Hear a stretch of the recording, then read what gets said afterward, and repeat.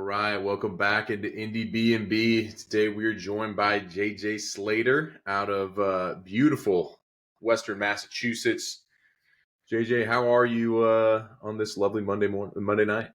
I'm good.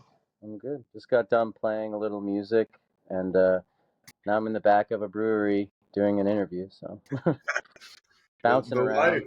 around. I love it. I love it. Well, you're actually one of our first folks to come like fresh off a gig. So I mean, how'd it go? Like, what'd you play? What'd you like?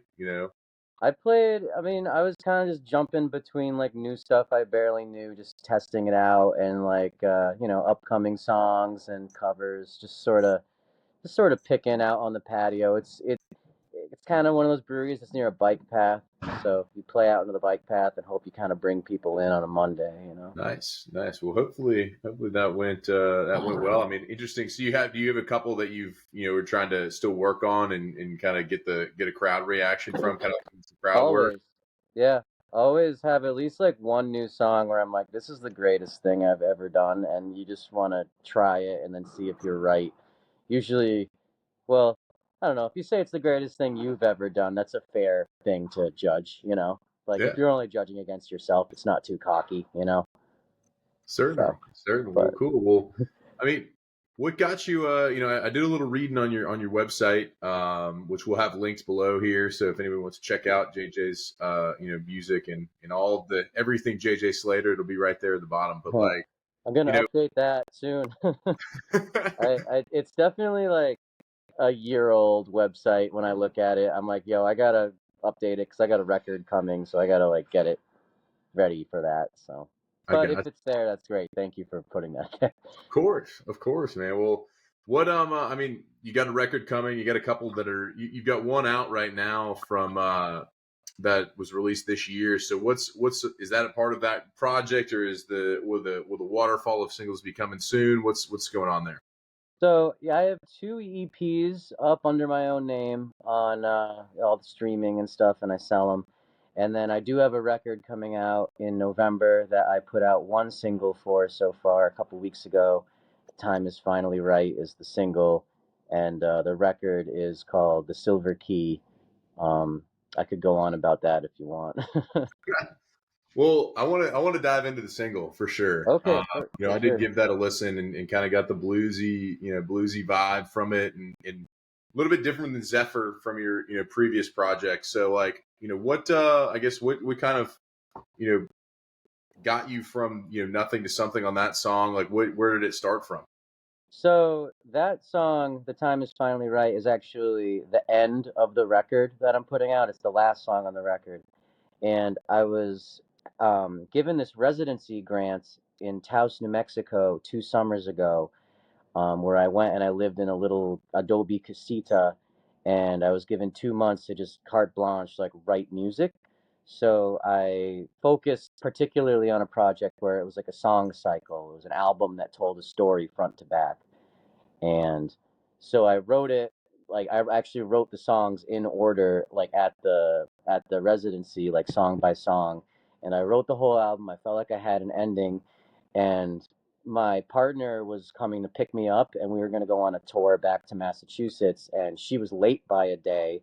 She got pulled over in Arkansas and was getting harassed and had to like find a motel and chill for the night. So she was late by a day, and I was playing the album all the way through because I wanted to present it to her to be like, this is what I did.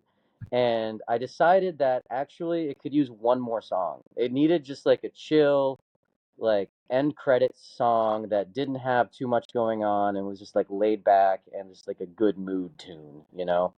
So I wrote this song, "The Time Is Finally Right," as that like end credits good mood tune. And when I was trying to pick what song to put out first, I was like, I feel like this one it doesn't have a hook that beats you over the head. It's not super complex, but the vibe is like nice. It's a nice sum for the album. I So love it. that's where that came from. Starting with the end for the album. I like it. Yeah, Kind the of getting next song the I'm putting out is the second to last song on the album. So I'm not doing it all the way front back to front, but like I figured start with the because anyway, when you put out an album on streaming, like the last couple of songs have the least amount of plays just by the nature of the beast, you know. So I was like, I'm gonna put out the last couple songs first, just to give him a chance, you know. I mean, they're all your children here. I mean, you're trying to give them all the same love and attention. Hopefully, everybody whenever they stream the album will be able to do Yeah. the same. So Do you mind if I sip a beer on camera? you're good, man. You get in Okay. there. Yeah. I just thought I'd ask. I don't know if it was. I just have a full one, and it's like sitting No. off screen by like, Oh no, we don't can't get that thing warm now. Don't do that. no. Um, well, so you went out to New Mexico. I mean, like I want to kind of dive into that experience. I mean, so how'd you get that like opportunity? Like what what made you want to do that? Like where did that all come from? Well, I heard about it through the grapevine, from other people. They It's called the Helene Wurlitzer Foundation. And I'd found out about it, and I applied, and it took a few months, and I found out I got it. And yeah, they have writers, painters, and composers, and the writers can be poets or prose. And there's, I think, 11 different casitas on the property, and they kind of pick people from different disciplines, and they let you go for 10 weeks, and you can just write, and you don't have to turn anything in at the end. So at the end of the summer, I just had a bunch of rough demos, and I was like, all right, bye. And now 2 years later, I rehearsed them with a band, played them at gigs, and then we spent like 6 months, kind of like one song at a time, off and on, running in and out of the studio, just like recording the songs. And I think it came out really cool. It's like very cosmic. It's like cosmic, funky Americana the whole way through, and there's some psychedelic parts to it. But yeah, Taos was. I don't know if you're familiar with Taos specifically, but it has this very spiritual um, vibe to it, and a lot of people say they come there and they feel really inspired.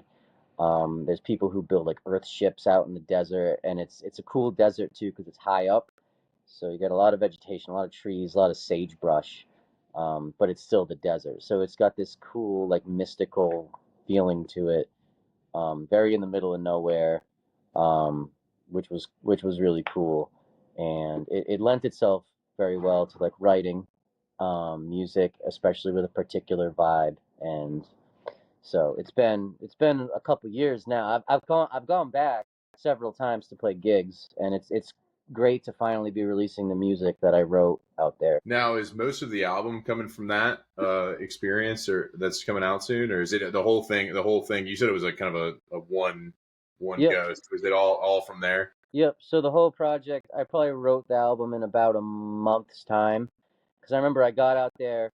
The first 2 weeks, I had horrible imposter syndrome, and I couldn't write anything. I was like, why am I here? And then there was this minute where I was like, you know what? I'm gonna write nothing. I'm gonna show these artsy people that I tricked them. And I got in my head a little too much.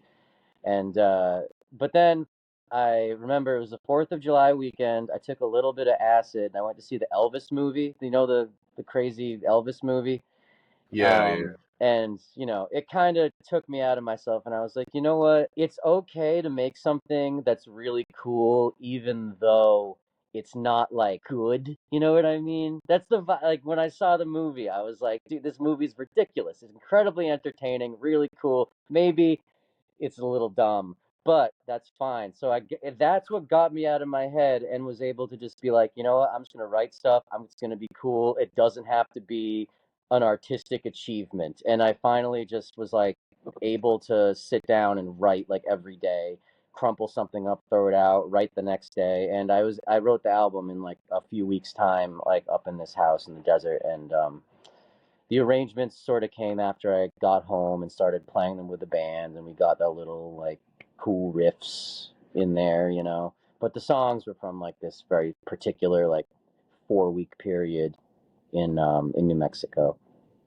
Yeah, it's like you kind of like took the pressure off yourself almost, and was like, you know what, like I'm just gonna do it. Let's just like create Yeah, something. It could be a bubblegum chewed pop song, or whatever, like kind yeah. of whatever it needed to be. I love that. Some It of kind of it's a little heady, some of it's a little just like laid back rock music, some of it's a little seriously emotional, some of it's a little like goofy. I feel like I wanted to capture Like I wanted to capture all of the different, you know what I mean, possibilities of like an emotional experience listening to and playing a song, you know. And there's a bunch of whittly guitar all over it because I just like to play guitar, you know. So I love it. I love it. Well, is that part of like the silver key? Like, is that something that has significance to Taos, or is that something you came up with it's after? some it's something I came up with. Well, I when I wrote the song, the first song on the record, it was initially just mouth sounds, and I was trying to come up with like phrases to put to the mouth sounds, and the silver key kind of just became. I was like, that sounds like a good name for a motel, because the record is about a young person who kind of grows up to be lonely and inside their own head and has a hard time putting themselves out there and finding their community and finding their person. And as they try and be an adult in a city, they repeatedly return to this motel that they would get dragged to as a kid to kind of hide. And then eventually they quit their job and move into the motel and try and be an artist to connect with people. And then finally they meet someone and go off and live happily ever after. And the Silver Key is the name of the motel, and it's also the name of a the guy who did all the Cthulhu stuff. What's his name? Uh, Oh, I just Lovecraft. Lovecraft. Lovecraft had a short story called The Silver Key that I read in like probably high school, and I forgot if it was Wells or Lovecraft, but it's about a guy who has a chest in his attic, and he unlocks it with a silver key, and he can crawl through it and go back to his childhood. So I thought that would be like an appropriate name for the motel that is from this guy's childhood that he keeps returning to. Um, so that's the plot and the reason why I called it that. I love it. And then the time is finally right is when he leaves the motel. Yeah, I mean, it's that's total goes full circle there. he picks, he finds his person. They decide on a place to go, and the song before the time is finally right is like the like solemn decision that this is the person, this is the place, and then the time is finally right is the song where it's just like, yeah, let's go.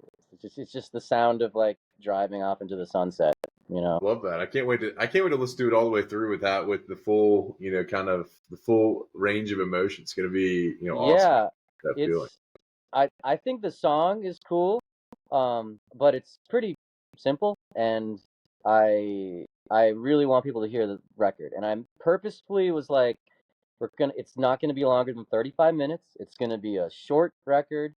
Um, and I had my friend Jameson do a piece of art for each song. So there's going to be a booklet with each song has a painting, and we actually framed each painting and then took a picture of the painting in a frame with objects on a dresser that relate to the lyrics in the songs so that they kind of like freeze them in place.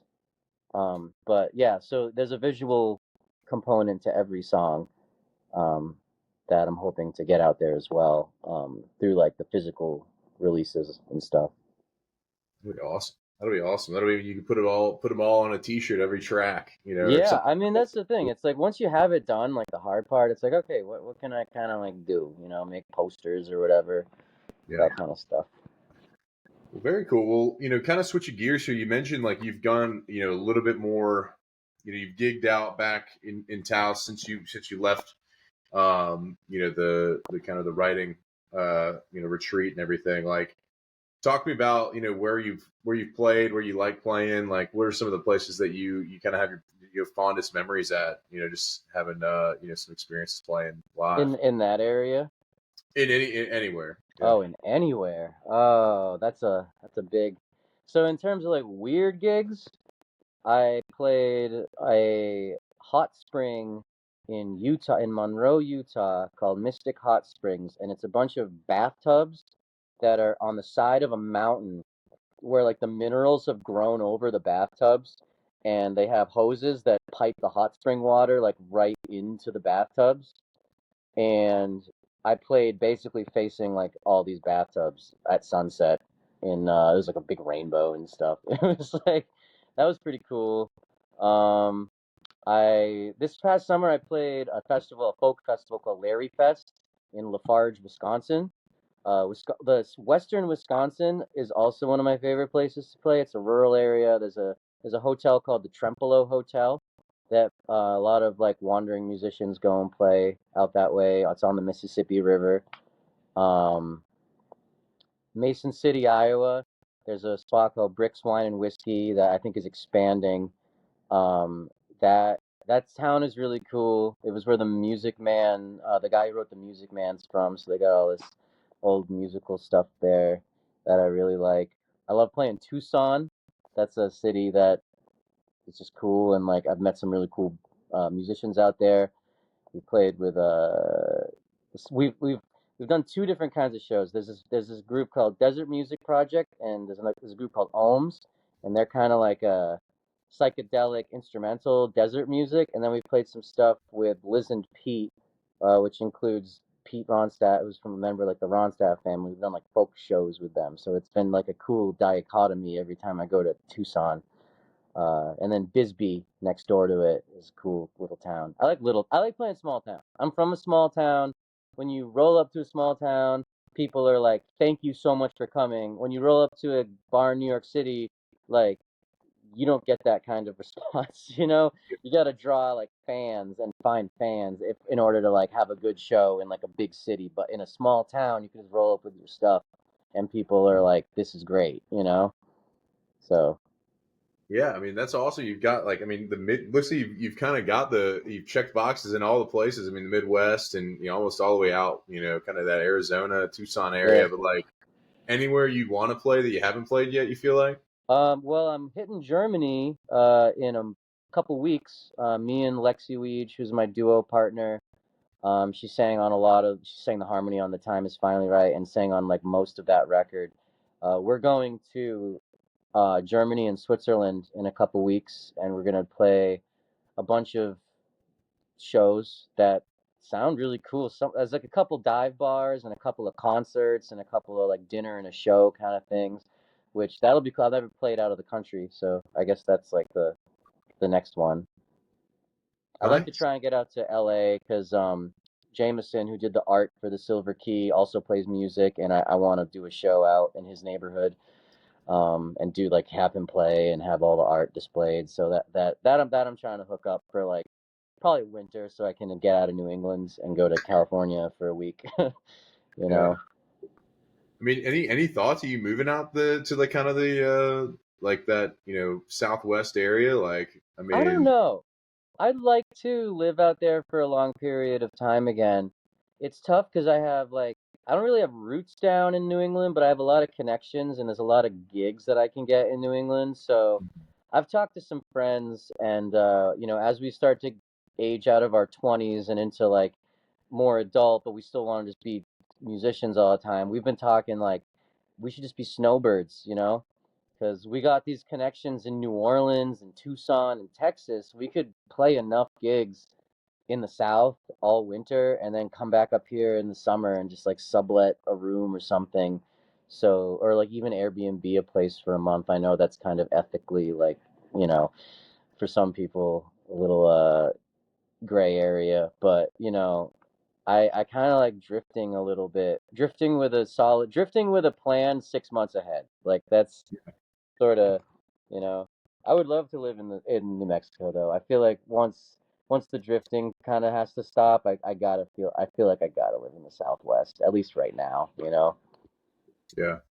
That's interesting. I mean, you kind of have you don't feel like you feel like you're home, but you're like, I don't really have a lot holding me here. It's just like, No, I mean I've lived in the same rental for 6 years out here. I have a little warehouse spot where I have like used pianos that I pick up and fix and flip. So that's kind of how I make a little money on you know, in between tours, I tune pianos. And so I do have 11 pianos and an apartment that I kind of have holding. I've been working around it. yeah, But I guess that's not like anywhere near what some folks have. So sure. I can do all this stuff still. Yo, my brother lives down the street. I gotta be in Atlanta, man. That's fine. I got roots here. I mean, it's like some people have you got pianos. I got family right down the road. So Yeah, things that yeah. kind of I'm keep you from. places. My family all lives near Cape Cod, which I don't know if you know Massachusetts. I'm like on the other side of Massachusetts. You Yeah. know. Um, Gotcha. Well, cool. Well, we're excited about Silver Key coming out. Obviously, a start to finish album will be out in November. When's the second to last song coming out for you? When's the next release? I'm doing one September 30th, and then I'm doing another single uh, at the end of October, beginning of November. I have to actually set it up still, but around there. I'm trying to do like 4 to 5 weeks, Yeah. and then after that will be the full album, and I'll keep talking about it online for at least like 6 months. You know. We love it. We love it. Well, September 30th, everyone be on the lookout. Go ahead and follow him on Spotify. Then you don't have to even be on the lookout. It'll tell you when it's coming out. It'll be that much easier. So his name will be right there in the description below. Last thing we want to do here, Pete Peterson's party pack of questions, rapid fire, food based questions. Really, really answering the tough ones here. So if you are ready for that, we can dive into a little bit of Pete Peterson here. Let's do it. All right, here we go. Pete Peterson's party pack of questions, 20 questions right in a row. Here we go. Cake or pie? Pie. Let's pieing it up. All right. Salad or soup? All right. Sunrise or sunset? What are you seeing more of? Sunset, absolutely. More Sunset. sunset. Would you rather hit a home run or score a touchdown? Home run. Home run. All right. A Yeah. little Fenway action. We like it. All right. Night in or night out? What are you having more of? What am I having more of? Well, outside of like gigs, night in. But I play gigs enough where it's probably night out, Yeah. I got you. Well, when you do go out on your own time, not working, and your jam comes on, are you more likely to hit the robot or the worm on the dance floor? Robot. He's a robot. All right. Yes. Guac or queso at your favorite Tex-Mex spot? Queso. All right. All right. Waffles or pancakes? Waffles. All right. Definitely. Coffee or tea with your waffles? What? Oh, Coffee or tea? coffee. Coffee though. All right. Dogs or cats? Man, it depends on the dog. And I guess the cat. A medium dog. A medium dog. Yes. We like that. Giant dogs and tiny dogs, I would take cat over, but medium dog over all that. Right. Medium dog sounds like a sweet album name too. So maybe file that one away for another time. Yeah. Ninja or a pirate? What do you identify more with? Ninja. I have a black belt, technically. Oh, all right. Let's go. From childhood, I didn't have to beat up an adult to get it, so it's like, Gotcha. All right. Gatorade or Powerade? What are you drinking more of on the road? Gatorade. Gatorade. All right. Toast or bagels? It's another one where it's like sourdough toast, but like I would take like a bagel over like wheat seedy toast, Yeah. Okay. Chips or pretzels? Chips. Chipping it up. All right. Fries or tots? Fries. Would you rather unwind with a TV show or a movie at the end of the day? Ooh, movie. You could one and done, like. Yeah. Easy. All right. Are aliens real? Yes. Yeah. Spend a lot of time in New Mexico, folks. He's definitely he might have some actual evidence. Oh, I have some stories about cryptids from Texas and New Mexico. What about Bigfoot? Is that real? I think somewhere in the world. Whether the one in the northwest of America is truly Bigfoot, I think something like that exists somewhere in the world. Okay. What about love at first sight? Is that real? I think so. Yeah. Could be wrong, but I think it's real, Are you give me a couple bands or people we might not know about? Give me two bands that we ought to check out that we might not know about. The final question here, Pete Peterson's party pack. Two bands we might not know we ought to check out. Safety Coffin, bluesy band from Asheville, and I'm trying to think of another like a local band that I The Grays. The Grays are a great local band. They're putting out songs. Their drummer is the drummer on the Silver Key. So All right. We got Safety Coffin and the Grays, so we'll definitely have to check those out and get them going on our page. Hopefully, maybe they come on the show next. Who knows? yeah, I'll forward your info. Yeah, would love that. Well, JJ, we appreciate you taking the time on this Monday evening. I hope you get to enjoy the rest of that beer you got there, and maybe pick out a few more songs while you still got a little bit of daylight left up there. And thank you so much for coming on the show. And again, everybody, follow him on Spotify. September 30th, his next release will be coming out of the Silver Key. The Silver Key itself comes out in November, so everybody get excited and look to stay in touch with him through social media and go from there. Cool. Thank you for having me. Of course. Thank you.